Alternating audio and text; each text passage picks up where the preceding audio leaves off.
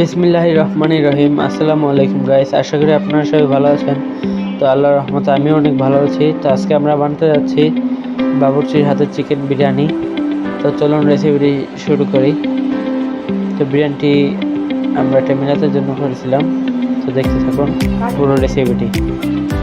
এখানে একটি ডেকে আমরা 2 লিটার তেল দিয়ে দিলাম, সয়াবিন তেল।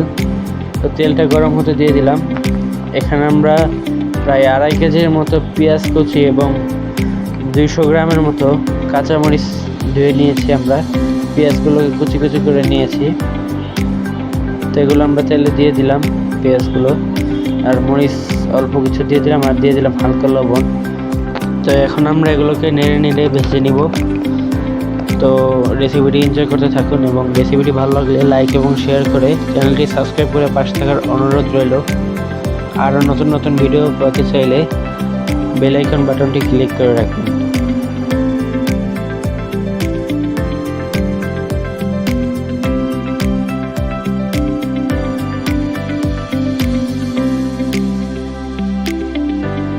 তো পেঁয়াজ আর মরিচগুলো আমরা ভেজে নিয়েছি। এখন আমরা এখানে 6 কেজির মতো মুরগির মাংস, একটি রাঁধুনি প্যাকেট মশলা দিয়ে মুরগির মাংসের মশলা এবং লবণ দিয়ে আমরা এগুলোকে ম্যারিনেট করে রেখেছিলাম। তো এগুলো এখন ভেজে নিব।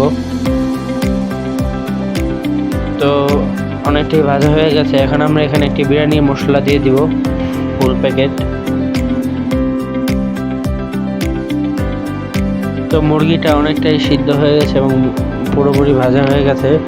তো এখানে আমরা 10 কেজি পোলার চাল এবং 1 কেজির মতো মুগ ডাল আগে থেকে ভেজে নেওয়া হয়েছিল। তো এগুলো দিয়ে এখন আমরা কিছুক্ষণ নেড়ে নিব। তো এগুলো কিছুটা ভেজে নেওয়া হয়ে গেলে এখানে আমরা পানি দিয়ে দিব। এখানে পরিমাণ মতো পানি দিয়ে দিয়েছি এবং লবণ দিয়ে দিয়েছি স্বাদ মতো। তো এগুলোকে এখন আমরা ঢাকা দিয়ে দিব।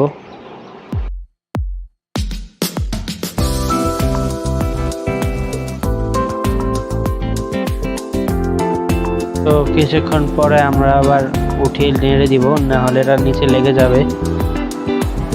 এবং কিছুক্ষণ পর পর এটাকে নেড়ে দিতে হবে।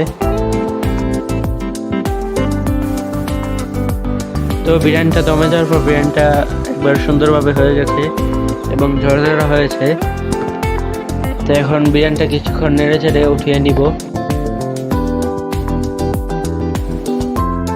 তো তৈরি হয়ে গেল আমাদের বাবুর্চির হাতের স্পেশাল চিকেন বিরিয়ানি।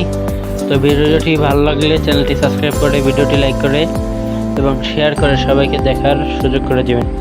আজকের মতো বিদায়, সবাইকে আসসালামু আলাইকুম।